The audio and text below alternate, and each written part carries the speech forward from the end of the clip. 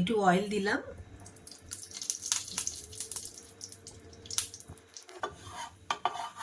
কাবাব fry করছি, বেশি না, 2 মিনিট।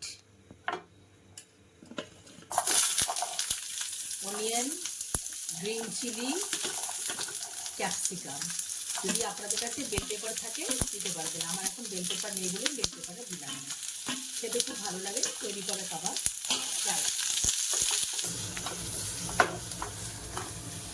কাবাবগুলো দিয়ে দিলাম, জাস্ট একটু হালকা ফ্রাই, 2 মিনিট লাগবে আপনাদের করতে।